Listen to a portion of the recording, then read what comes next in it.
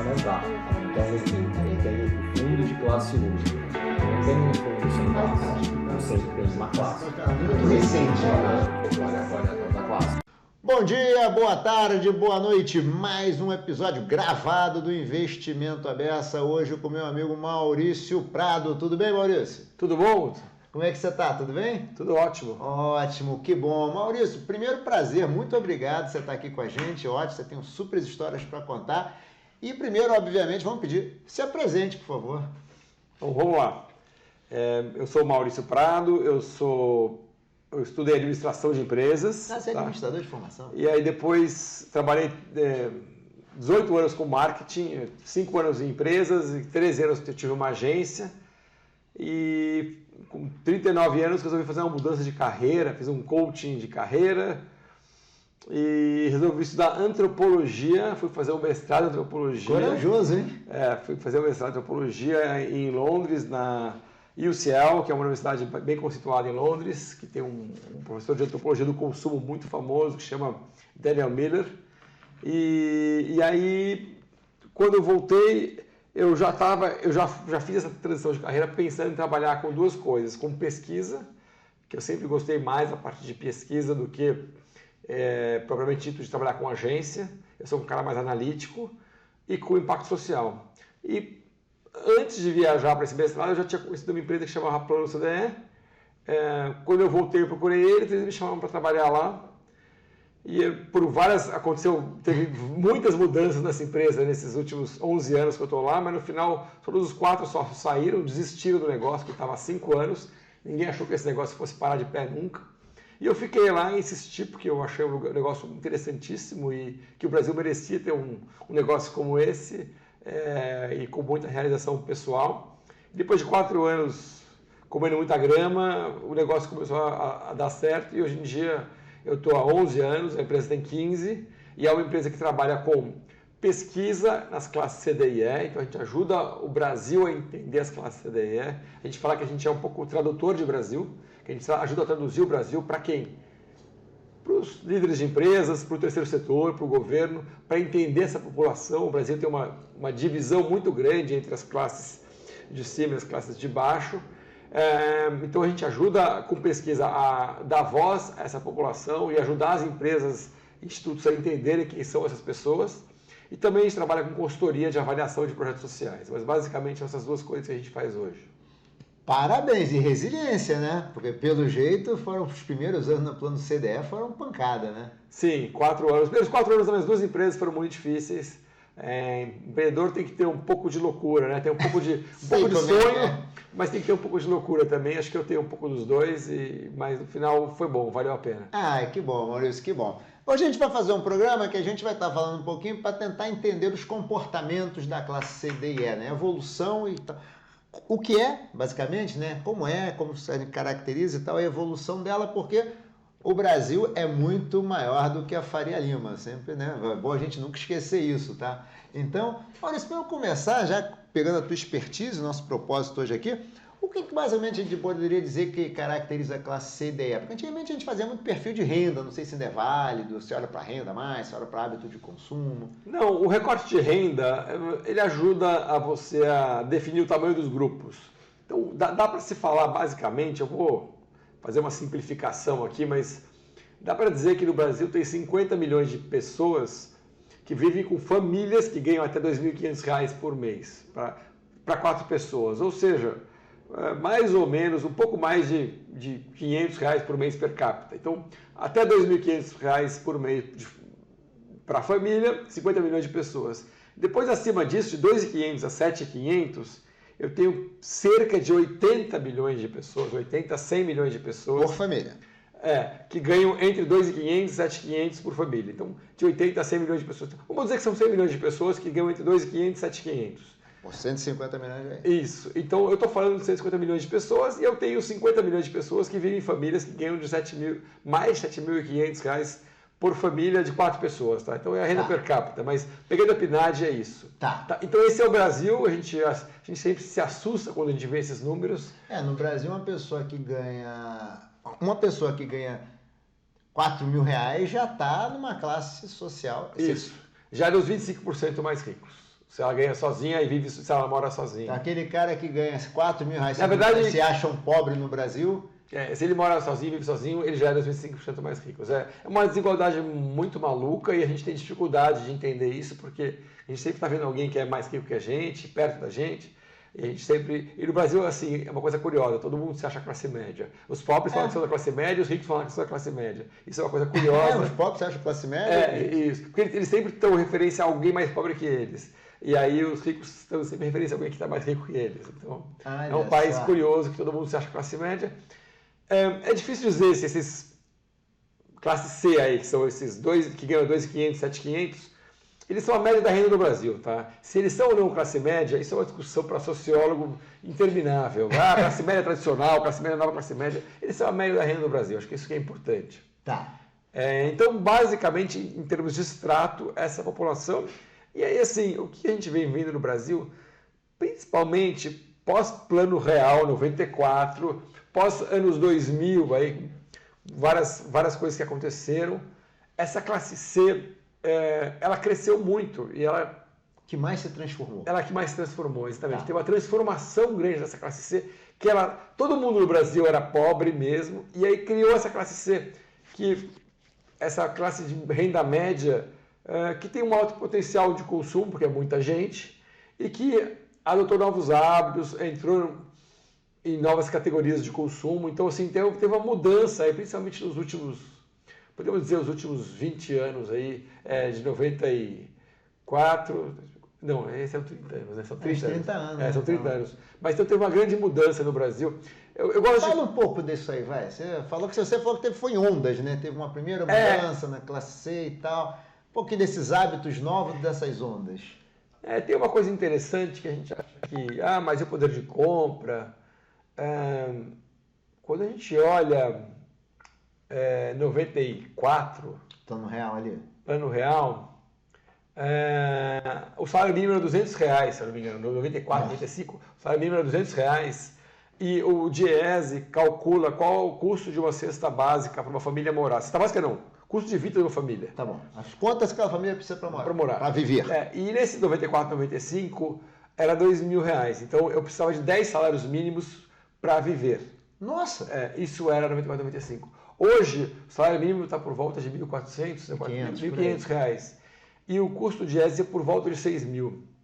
Então, 4 vezes. É 4 vezes. Então, se você pensar que uma família trabalhando, ganhando salário mínimo, o pai, a mãe, tendo um jovem, tendo alguma renda extra, um bico, eu estou muito mais perto desse custo de vida do que eu estava com quem ganha salário mínimo, do que eu estava há 30 anos. Então, teve uma mudança grande no Brasil. E não dá a gente sabe que o Brasil é muito informal, mas o salário mínimo é uma referência. Então, o salário mínimo sobe, todos os outros salários também sobem junto. Então, não é que... Mesmo na economia informal... Mesmo na economia informal, ela é uma referência, ele puxa muita coisa junto. Então, é interessante saber disso. Mas, falando sobre as ondas de consumo que você me perguntou, a gente classifica isso, é uma maneira de classificar um pouco as transformações que ocorreram nessa classe.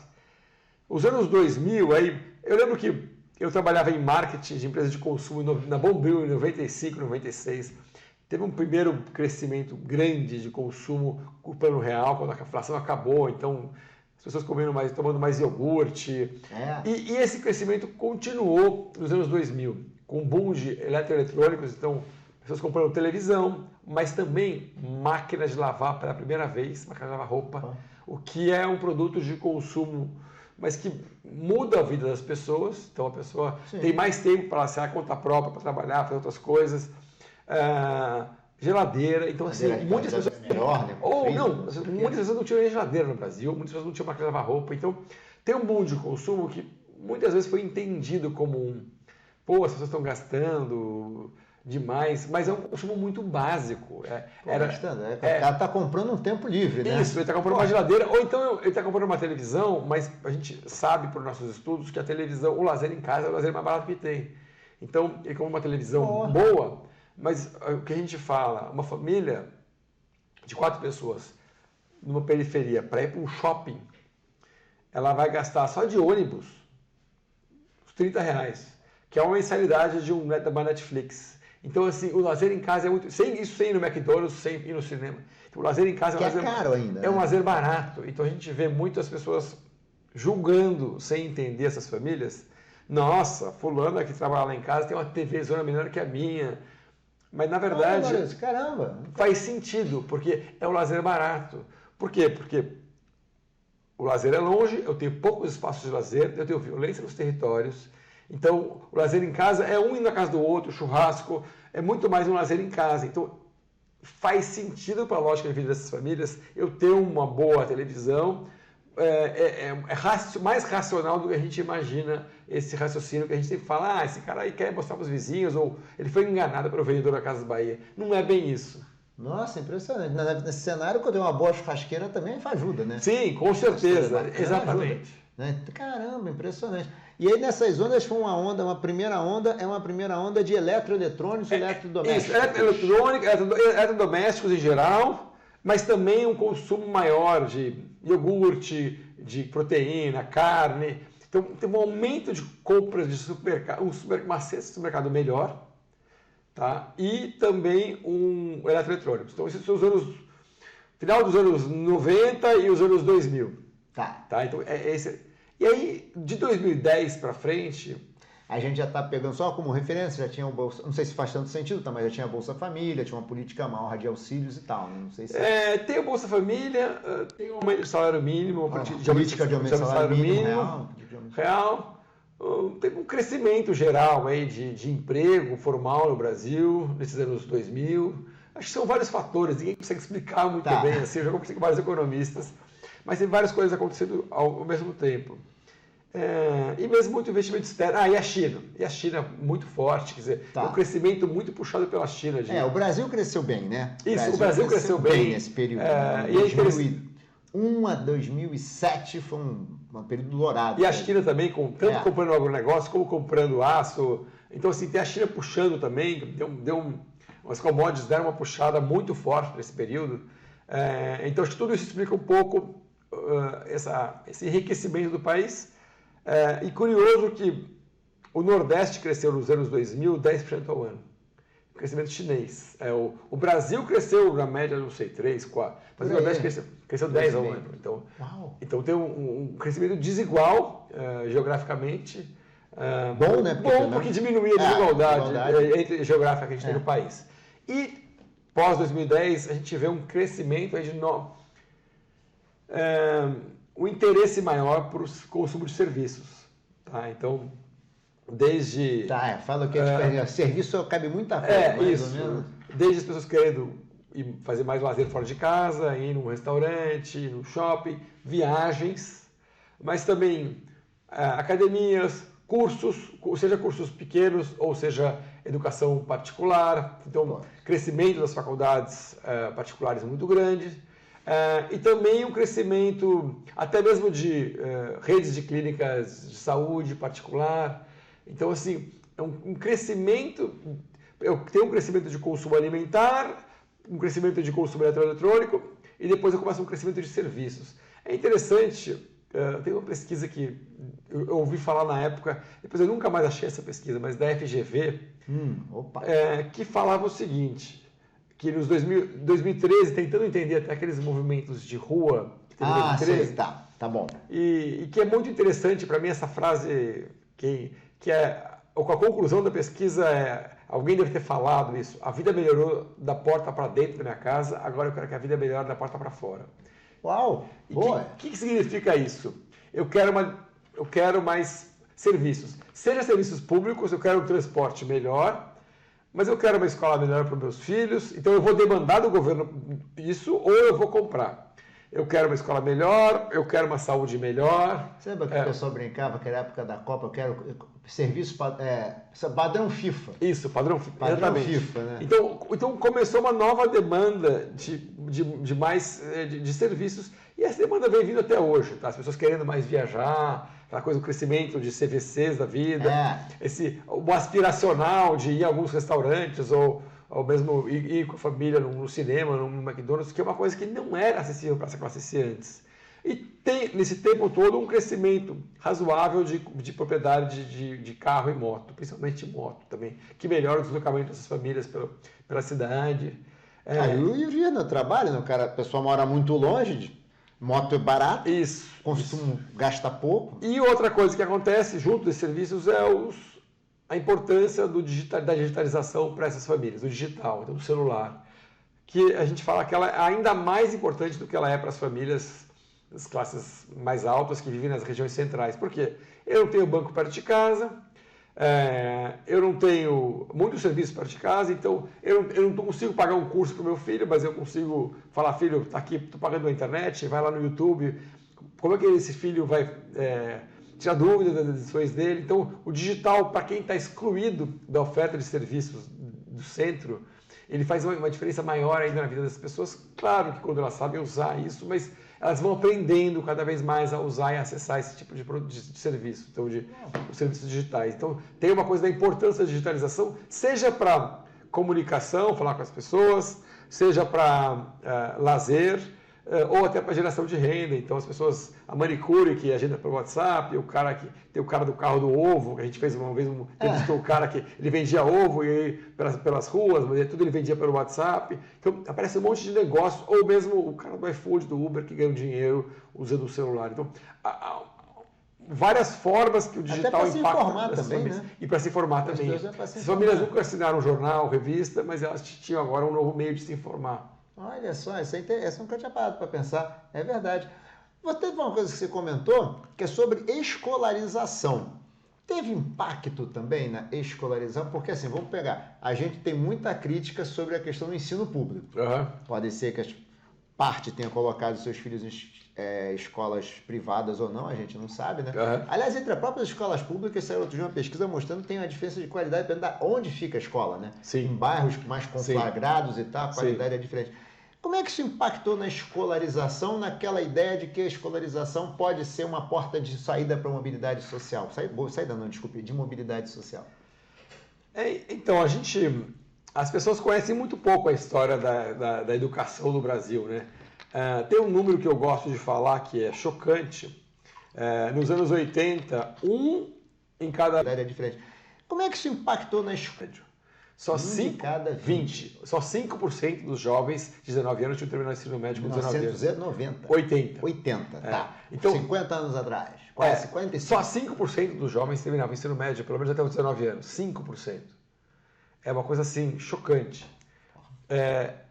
O que o Brasil fez? O Brasil incluiu os jovens. Hoje ainda tem um monte de coisa para fazer, porque hoje é mais ou menos 65%, 70% que termina com 19 anos.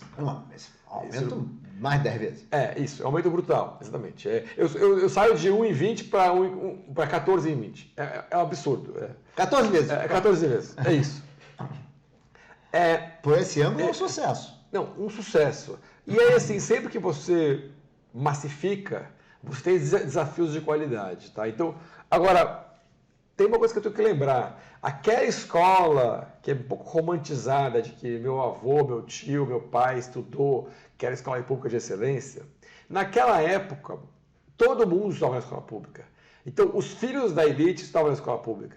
E as famílias que ajudam...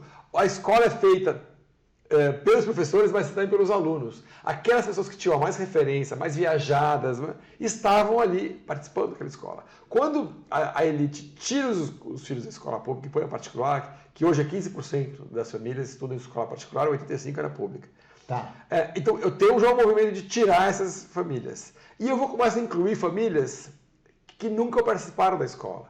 Da classe C, da classe D, da classe E.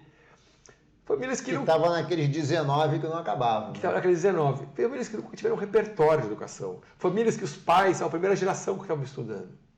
Então, assim, o Brasil fez a lição de casa muito atrasado. Tá? E nos anos 80, a Coreia do Sul e o Chile estavam com todos os alunos da escola do ensino médio. Todos. Coreia do Sul, que é o país que a gente está sempre comparando no Brasil. Ou seja, eles fizeram a lição de casa há 50 anos. Hoje a gente não está nisso. Tipo, a gente nem terminou essa lição de casa. Não, então, o Chile é aqui do lado, né? Vamos falar a verdade. O Chile é aqui do lado, economicamente, é um país muito menor que o Brasil, muito menos complexo economicamente. Exatamente, mas é que o pessoal sempre compara. Então, assim, a questão é essa, era uma primeira geração. Então, como é que está hoje a educação? A gente vem melhorando nos anos iniciais, tá? A gente vem crescendo muito a creche integral, que é importantíssimo para a mulher poder trabalhar. A gente vem melhorando nos anos iniciais, que é primeiro ou quinto ano, não na velocidade que a gente precisaria em relação a outros países, mas vem evoluindo bastante e a gente já tem modelos consagrados. Então, o modelo Ceará, principalmente da região de Sobral, já é um modelo que deu certo para o primeiro ou quinto ano.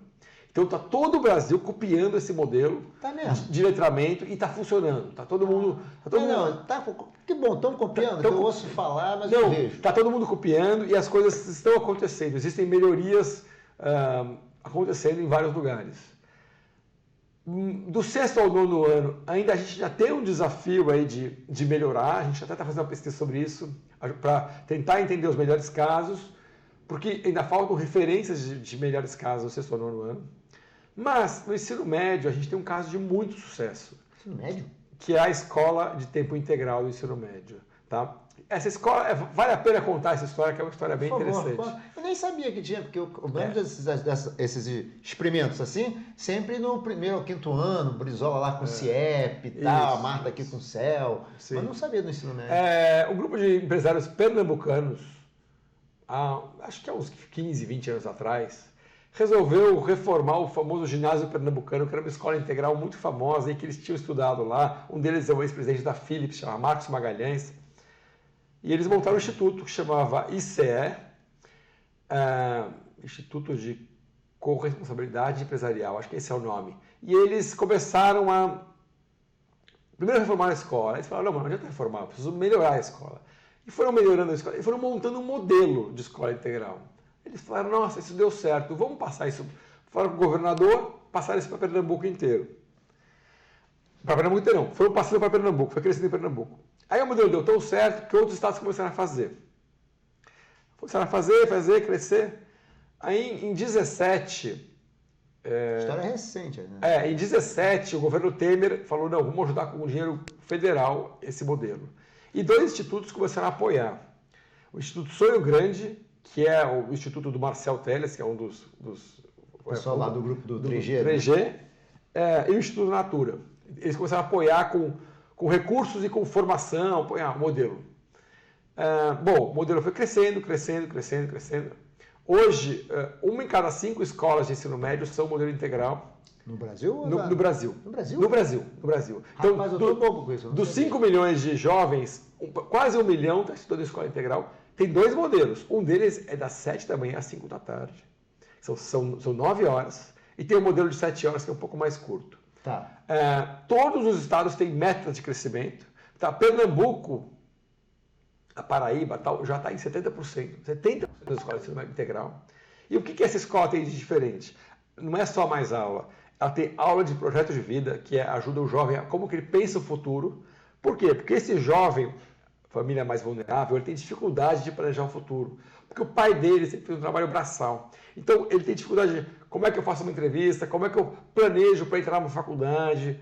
Então, essa aula de produtividade, ela ajuda o jovem a pensar até o futuro. Uma coisinha que a gente vai falar é inclusão financeira, pensar na vida financeira dele. Isso, exatamente. Começar a pensar mais em futuro. E tem outras aulas bastante interessantes que desenvolvem habilidades comportamentais desse jovem. E tem mais aula de matemática e português, que é a base de tudo. Então, já tem várias avaliações desse modelo, está dando muito resultado, os meninos saem melhor, com notas melhores, entram mais na faculdade, arrumam melhor empregos melhores, e o modelo vai continuar crescendo, tá? O governo continua investindo nesse modelo, ele vai continuar crescendo. Então, assim, a gente tem boas notícias, essa é uma das notícias mais interessantes na educação brasileira e que ninguém fica sabendo muito, né? Nossa, e já consegue apurar alguma coisa sobre mobilidade social? Ainda é sim, pouco recente, não, né? já tem resultado, sim, de mobilidade social, sim. Mas aí, assim, para falar um pouco o jovem da classe C. Esse jovem da classe C, com essa inclusão que teve, o que é? Ele, normalmente, o jovem do ensino médio, do colegial, né, da classe C, já estudou mais que seus pais. Tá? Ok. Então, os seus pais, eles são referência de batalhadores para ele, de pessoas que trabalham muito, mas eles não são referência de trajetória acadêmica e profissional. Eles não têm como dar dicas de faz isso, faz aquilo. Então a escola precisa suportar um pouco isso. Então a gente tem esse aumento de escolarização E a gente tem uma coisa, quando eu falei da história dos serviços, a gente tem várias categorias de produtos. A gente tem a primeira geração consumindo. Tá? Então, primeira geração comprando imóveis da tenda, da MRV. Ele não sabe comprar imóvel. O pai dele ficou no terreninho, construiu ali uma casa, ou pagava um aluguel. Então, tem um monte de desconfiança no processo. Eu preciso ajudar esse cara nesse processo de compra. Assim como a primeira geração com conta em banco. Tá? Muitos primeira geração com conta em banco. E essa inclusão financeira, ela vem acontecendo nos últimos 15 anos, mas ela se amplificou muito nos últimos 5 anos. Algum fenômeno assim? Tem 4 explicações.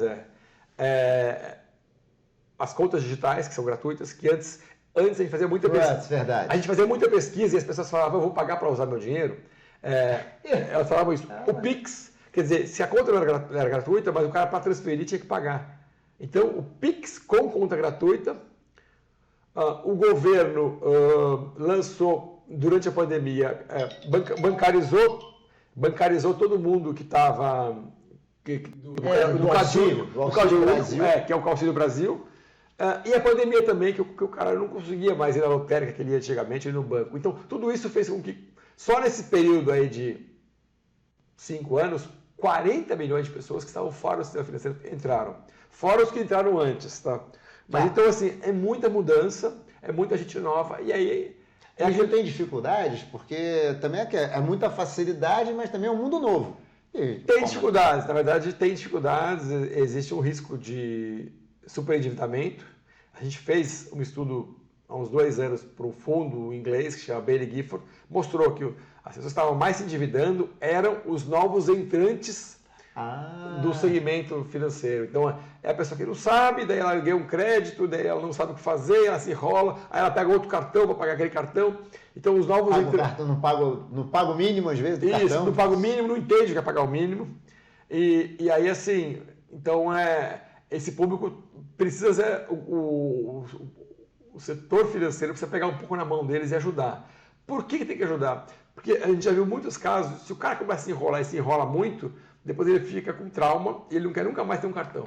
Então, se você tem uma experiência ruim no início da sua relação com uma categoria, você fica com bloqueio com essa categoria. Então, pensando em longo prazo, se eu ficar entubando o produto para esses caras, eu ainda vou fazer uma coisa ruim, porque o cara vai ficar com o gerente de cartão. E tem aquela história, chega uma hora você acaba tendo que negociar a dívida do cara, isso, né? Vai pagar mesmo, né? Exatamente. Então, tem uma coisa de como que acho que a experiência do usuário dos bancos digitais é muito boa, é muito mais amigável, isso ajudou muito eles. Eles só precisam tomar cuidado com o crédito, e mesmo com esse... A gente viu muita gente com 5 cartões de crédito. Então, assim... 5? Isso. Após esse estudo, a gente apresentou para o Banco Central, e o Banco Central fez um estudo, e realmente, muitas pessoas com 5... As pessoas mais endividadas estão com vários cartões de crédito, que é isso. Pega um cartão para pagar o outro. Então... E cheque especial, não sei se ainda é alguma coisa. Antigamente, no cheque especial era um ralo de... não era um ralo. Agora é mais o cartão mesmo. É o cartão mesmo. É o cartão. Mas então tem um pouco disso, de como que eu entendo essas mudanças, né? E como que eu ajudo essas pessoas a novo acesso a categorias. Agora, eu me lembro muito tempo atrás, tem uma pesquisa da Febraban, que as pessoas tinham conta corrente, mas não usavam. Isso mudou, então. Porque esse cara abria a conta corrente, recebia o salário, sacava tudo. Então, isso mudou principalmente por causa do Pix. Porque o tal do Pix porque é o seguinte, é mais poderoso do que a gente pensa. Muito poderoso, porque se a gente tem uma conta com mais serviços, o banco não te cobra transferência, tá? Mas se você tem uma conta básica, o banco te cobra. Então, para quem faz transferências pequenas, até olhando no exemplo, eu fiz uma pesquisa para um banco. Comprar um cachorro quente, eu vou fazer transferência, eu vou pagar R$8 de transferência, vou comprar um cachorro quente de 10, 12 reais. Então não faz sentido. O tamanho das transações são muito pequenas. Então, aquele custo de transação ele era muito alto em relação. Quando você põe o Pix, você libera uma coisa absurda que estava presa ali. E aí usar a conta faz sentido daí. Isso é impressionante. E me fala uma coisa, e endividamento, Maurício, como é que é? Porque você falou assim, meio passando. Tem números mais ou menos assim, como é que funciona? Dá para dizer que o perfil de endividamento é pior ou melhor do que a classe B ou A?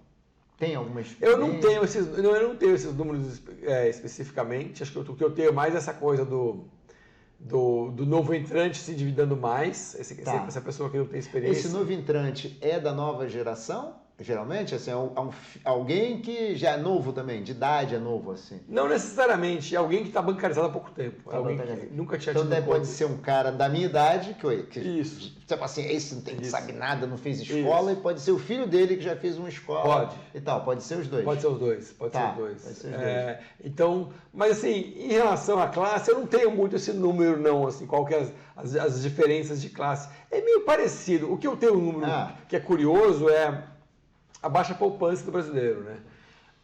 Você pergunta Também não ganhou. Você pergunta pro brasileiro se ele poupa, todo mundo fala que poupa, mas você fala assim, você tem dinheiro para viver um mês sem renda, ou mais, um mês ou mais sem renda, pelo menos um mês. Não vai entrar nada esse mês. Você tem dinheiro. Menos de 20% dos brasileiros tem dinheiro para um mês Você sem fala brasileiros, estamos falando de CDE ou estamos da falando... classe CDE, eu já vi pesquisas das classes que também...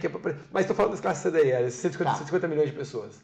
Então, só 1/5 tem mais de um mês de renda de poupança. Quer dizer, é muito pouco. Se eu perguntar 2, deve cair absurdamente. Exatamente. Mas assim... Aquele papinho da... Mas um mês é muito pouco, se eu pensar. Um mês de renda é na muito verdade, pouco. a gente E para... a renda deles é baixa, quer dizer... Não, isso é uma das coisas que eu sempre falo, né? Tem que pensar também o seguinte, quando a renda é muito baixa, você tem um consumo mínimo, você só consegue poupar a partir do consumo mínimo. Se a renda é muito baixa, né, eu sempre digo, tenta pelo menos R$10 por mês, se der, para criar o hábito, né? Sim. Mas a gente já encontrou pessoas bastante planejadas, mesmo com renda baixa. Eu vi que você fez nessa pesquisa, você tem o perfil do planejado, o desorganizado e o conservador. A pesquisa que a gente fez para o JP Morgan, quem queria entender um pouco o comportamento financeiro das classes CDE, e apareceram os 3 perfis, ou seja, com rendas parecidas eu tinha 3 perfis de pessoas. Eu tinha um cara que conseguia juntar o dinheirinho para comprar uma casa, um terreno, ele conseguia se organizar. E tinha o cara conservador, que normalmente é um público um pouco mais velho, que a preocupação dele era com o nome dele, não sujar o nome, e é um cara que não construía ativos, não fazia poupança, mas também não se endividava, ele vivia o mês. Muito conservador. E eu, no meio desse caminho, tinha o desorganizado, que é uma pessoa que tinha acesso a crédito e se enrolava todo. Então eu tinha esses 3 perfis. Um terço cada parte? Um terço cada parte, apareceu isso, Interessante. E é engraçado porque o estereótipo da pessoa mais pobre no Brasil é o desorganizado, né? E eu tenho esses 3 perfis, então... Ou seja, daqueles 150, tem 50 milhões de cada potinho. Isso, mais ou menos isso. E o interessante é que se o sistema financeiro conseguisse entender quem são os 50 milhões dos planejados, né? E dar crédito para eles melhor, né? Sim. Crédito para comprar uma casa. Se eu conseguisse separar um pouco isso, provavelmente ia ser bom para todo mundo. Né? Não, também acho. Coincidência, hoje eu estava almoçando com um amigo e estava essa conversa de que antigamente dizia-se que uma pessoa da classe C dela, a questão era o nome era o mais importante. Então, você pode emprestar que esse cara sempre paga. É isso. Aí estava a discussão, mas acho que nas novas gerações não é mais assim. É isso. É verdade? Isso. Essa história do nome, ela vale mais para um público um pouco com mais idade. Então, pode emprestar que o cara vai pagar, ele só tem o nome. Então, isso vale mais para um público com um pouco mais de idade. E um perfil também comportamental, não é todo mundo. Tá. Mas a gente achou esse perfil, ele é tem um pouco mais de idade e é um perfil mais conservador mesmo. E você acha que esse pessoal do desorganizado é o cara dos 5 cartões? Se eu sujar no nome num cartão, eu consigo outro. Se eu sujar outro, eu consigo outro. É assim que é a lógica? É um perfil psicológico um pouco, uma pessoa mais impulsiva, assim. Tem uma coisa, acho que bem... Até porque, eu sempre falo, a gente está falando de classe CDE, mas dá para encontrar em qualquer grupo de amigos nossos o perfil, cada um dos 3 perfis, né?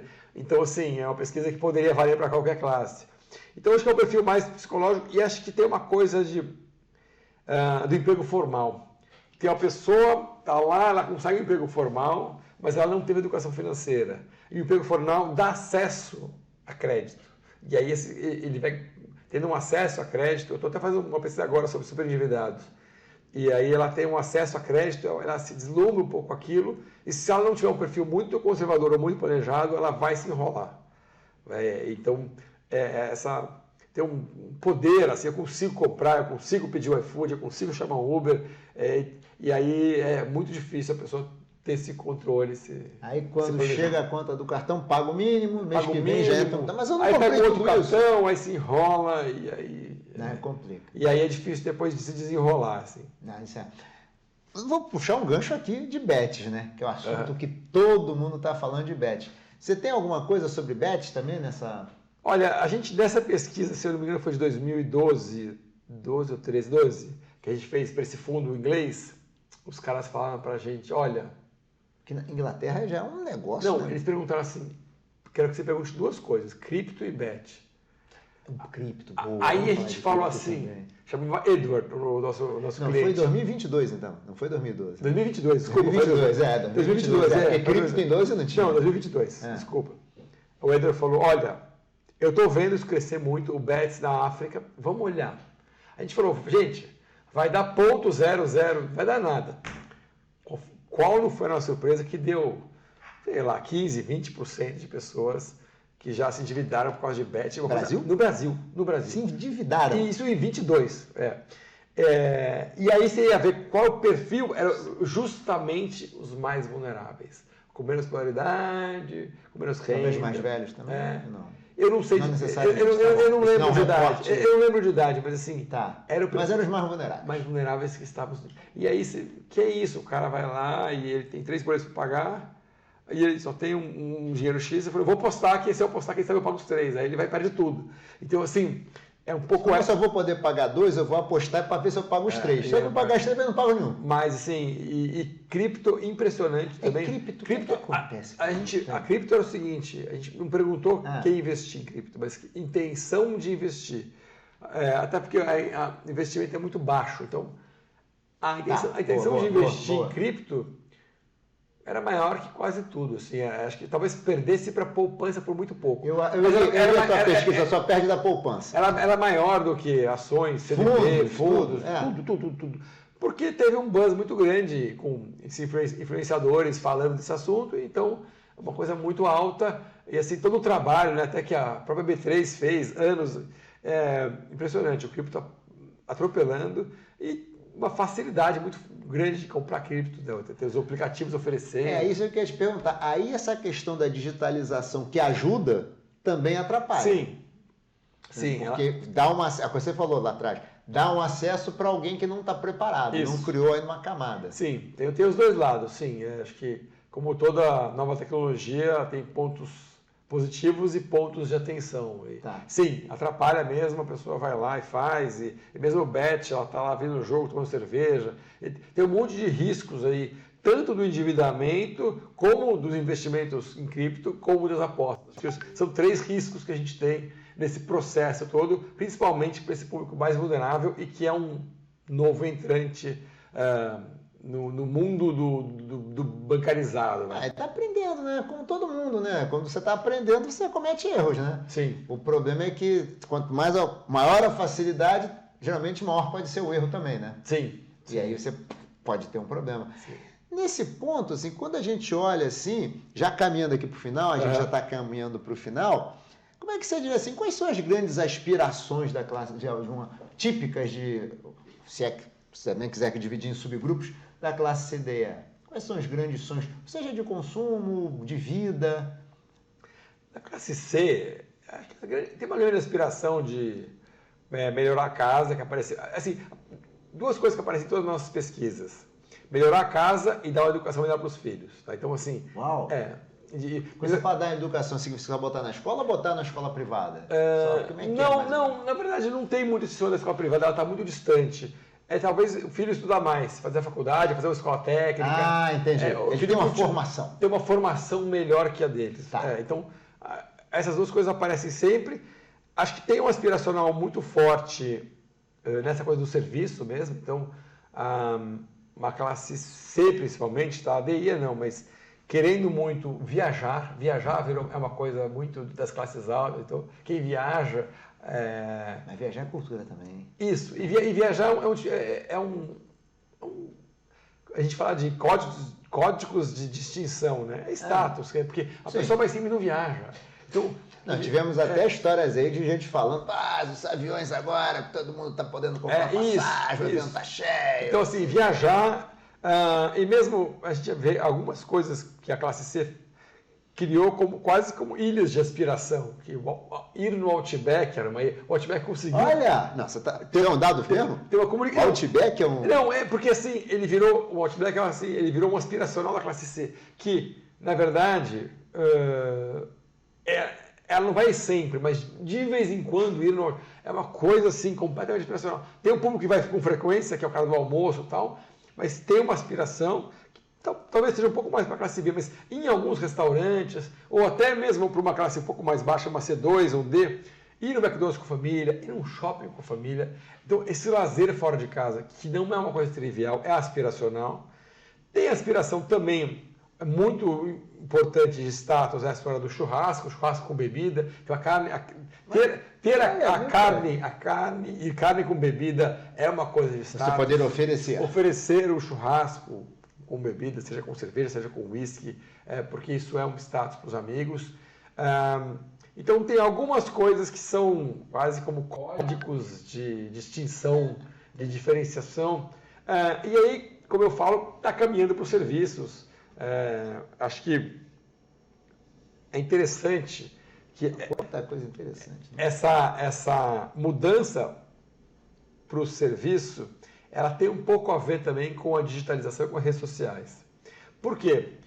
Falava-se que nos anos 90, está um pouco mais... A grande distinção das famílias mais pobres do Brasil eram duas coisas. Era o homo, então as mulheres do Nordeste punham o homo na janela para as vizinhas verem que elas tinham sabão homo. Porque era a coisa mais que diferenciava. Eu tenho sabão homo, porque onde ela conseguia se diferenciar. E a fralda Johnson, eu compro fralda Johnson para meus filhos. Então, eu sou da geração que viu fralda de pano. Isso são os marcadores dos anos 90. Aí a gente vai sofisticando com mais produto de alimento, com a televisão grandona. E agora, você pode fazer diferenciação de status com o serviço. Por quê? Você pode mandar uma foto sua no restaurante, na rede social. Então você concretiza. Antes... Na academia. Ou na academia, exatamente. Ou na academia, ou viajando, na praia. Então você consegue criar também códigos de distinção de coisas que antigamente você não tinha como dividir isso com os outros. Coisas muito tangíveis, né? Você tinha que ir na tua casa para ver a televisão ou o homo. Agora não, agora você está em qualquer lugar, você está vendo que aquela pessoa está acessando. Ou o seu filho na escola particular, na faculdade particular. Recentemente eu vi uma pessoa que eu admiro muito, que é uma pessoa líder de periferia, mostrando uma foto do filho dele se formando no IBMEC, com um orgulho imenso. Nossa. Quer dizer, isso também vira... Então, o brasileiro, acho que até uma coisa de sofisticação de consumo mesmo. Sim. Porque eu estava na escola, eu era o homo e a fralda Johnson. De repente virou a TV Zona, a moto, agora eu estou na faculdade, na academia, na viagem. Então, existe uma ampliação de consumo, por mais que a gente ache que essa renda intermediária seja uma renda baixa, existe uma evolução. E assim, o Brasil, em 94, tinha 1,5 milhão de estudantes universitários. Hoje o número, se eu não me engano, é por volta de 8 ou 9. Então, olha, é uma diferença muito grande, tá? Eu não sei exatamente se é 8, 7, 9, mas eu acho que é uns 8 milhões. É alguma coisa por aí. Então, de 94 para 2024, 30 anos, a gente multiplicou por 5, é isso? Por aí, uns 5. Multiplicou por 5 para mais. 5 para 6. Para mais. Mais para 9 do que para 6. Mais para 9, né? Então, seria 6 vezes. Então, olha que diferença, olha que Brasil diferente. E a gente... Aquela do salário mínimo que você mandou é impressionante, R$200 para 10 vezes. 10 vezes para agora, que é 4 vezes, mais ou menos, 4,5 vezes. É muito impressionante. Isso. Então, até a gente... Acho que nem tem para achar para comprar, tá? Eu não estou fazendo propaganda disso, mas a gente lançou um livro há uns 5 anos que chama O Brasil Mudou Mais do que Você Pensa, mostrando mudanças que o Brasil teve, passou de 95 a 2015, eram 20 anos mais ou menos, para mostrar realmente como algumas coisas, apesar da crise que a gente passou, aqueles governos que foi muito difícil de 2015, 2016, apesar das crises, algumas coisas não voltam atrás. A educação não volta atrás, as casas ficaram melhores, as pessoas, então a gente tem dados lá que mostram As casas aumentaram, tem menos pessoas dividindo o quarto. Acabamento, né? Tinha muita casa que ficava no tijolo. O acabamento das casas melhorou, as pessoas têm mais acesso à moto, tem muito mais gente com geladeira, que gente que não tinha geladeira, com máquina de lavar roupa. Então, tem várias... A digitalização muda. Então, tem várias questões que melhoraram para essa grande massa de pessoas no Brasil. E a gente tem uma dificuldade de enxergar isso. A gente só fica enxergando o Brasil que parece que não sai do lugar, né? Mas acho que tem uma frustração muito grande com o poder público, no fim das contas, né? Que a coisa funciona, mas é tanta coisa que acontece para funcionar, é como se fosse... A gente funciona, mas parece que é muito mais caro do que precisaria ser. Sim. Acho que essa sensação é que fica assim. Sim. Sabe? Ela acaba ofuscando o sucesso. Sim. Né? Acho que é um pouco disso. Maurício, infelizmente, a gente está com o horário aqui um pouco estourado. Eu vou te perguntar, tem alguma coisa que você acha que deveria ter falado aqui e não falou? Você acha assim, pô, isso aqui é um assunto que valeria, mesmo que eu deixe uma pimentinha para um próximo conversa nossa, tem alguma coisa assim? Deixa eu pensar, algum assunto que a gente não falou, endividamento, Tem vários assuntos que a gente pode falar, eu sei disso, alguma coisa que você acha, porque você foi falando bastante coisa, foi bem? Não, eu acho que é um pouco isso, tem um Brasil aí que dá certo. Que vai evoluindo, talvez não a velocidade que precisaria para estar junto dos outros países, mas a gente... Você falou, tem uma coisa, desculpa, mas é que tem uma coisa que eu acho que incomoda. Às vezes a sensação que eu tenho é que a gente evolui, mas quando a gente olha para os nossos pares aqui, eles evoluem mais rápido. Tem a impressão que dá, talvez, para a gente, talvez seja a ponta de frustração, a gente melhora, mas eu estou vendo que esses caras estão melhorando, estão andando mais rápido do que eu, né? Sim. Talvez isso seja. Acho que sim, mas também ninguém quer olhar para baixo, né?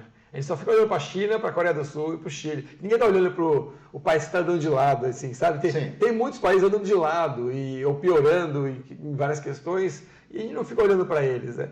Acho que o Brasil está um pouco naquele desafio da renda média que fala-se que viramos um país de renda média. Renda média, ele não consegue sair muito dessa armadilha, mas a questão é que é isso, a gente era um país de desescolarizados e de analfabetos.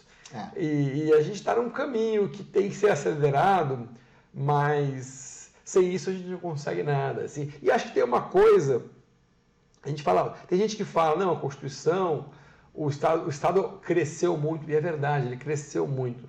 Mas também a gente tem um Estado que dá escola para 1 em cada 20 pessoas, não dá certo. Então, tem um pouco, como que eu acho o modelo para esse Estado ser eficiente, mas que atenda todo mundo. Querer voltar para o Estado pré-Constituição, que era 1 em cada 20, não é um raciocínio que faz sentido. Tem gente que fala, não, está grande demais. Então, a Constituição deu muitos direitos para as pessoas. Então, tem um desafio aí, que é melhorar a eficiência desse Estado e para melhorar a renda média das pessoas, para elas dependerem menos desse Estado. Então, acho que é um processo. Quando a pessoa é muito vulnerável, ela acaba ficando muito dependente do Estado. Então, não tem como o Estado não ajudar. Mas o Brasil, cada vez mais, está adquirindo consensos. Brigava-se muito sobre Bolsa Família, todo mundo metia o pau no Bolsa Família. Agora, tem um governo de esquerda, de direita. O Bolsa Família virou um consenso. Acho que teve um problema aí que ele perdeu um pouco de foco nos últimos anos. Ele foi de 13 para 21 milhões de pessoas. Depois aumentou, deu um salto, né? Depois do auxílio emergencial, precisa acertar um pouco mais a focalização, mas virou um consenso. A história da educação cada vez mais é um consenso. O ensino médio integral é um consenso. Até os próprios institutos e fundações brigavam por isso. Hoje todo mundo concorda que é isso aqui. Então o Brasil está chegando em alguns consensos. Acho que a reforma tributária é um consenso. Então, assim, eu estava num congresso semana passada de jornalistas que trabalham com educação. Eu fui lá falar um pouco com eles. E uma das discussões que a gente tinha é que o jornalismo, eles falam, são vários jornalistas do Globo, da Folha, do Estadão. O jornalismo, a notícia ruim é que dá impacto, a notícia boa não dá impacto. Sim, então, sempre. Então a gente fica vendo essas notícias ruins, e aí é difícil a gente se informar das notícias boas, do que está acontecendo de bom, né? E uma das discussões era essa, tem um monte de coisa boa acontecendo na educação, mas a percepção das pessoas é uma percepção muito negativa. Só que é difícil, via jornalismo, eu fazer isso. Então, como fazer isso? Então, acho que tem um desafio aí de como que eu entendo esse Brasil, mas eu vejo um Brasil com mais consensos, assim, em coisas que, tipo, agora isso não é mais América da esquerda e da direita, tipo, Bolsa Família é uma coisa super importante. Pô, está todo mundo de acordo, tá bom, vamos em frente. Agora, reforma tributária, agora está virando um consenso. Então, eu acho que é um país que começa a ganhar alguns consensos. Eu não sei se eu sou um cara otimista demais, mas é isso. A gente tem que ver de onde a gente veio. A gente era comparável com a África há 30 anos atrás. A gente completamente se descolou. Tem alguns fundos internacionais que nem investem mais no Brasil, porque o Brasil se descolou muito de outros países. Isso é um foco mais social, né? Isso. Tá. Olha, o Brasil não faz mais. Fundos de ajuda social, humanitária. Então, assim, a gente está se descolando bastante. Tem esse desafio desse próximo passo. Acho que é um desafio grande, que não é pequeno, mas a gente não pode nunca se esquecer de onde a gente estava há pouco tempo atrás. Acho que o recado principal é esse. Não, eu acho que eu concordo plenamente com você. Cabelo branco tem essas coisas, né? Você olha para 40 anos atrás, quando eu tenho muito boa memória, 45 anos atrás, e olha para hoje, não tem nem como comparar. É outro em tudo, né?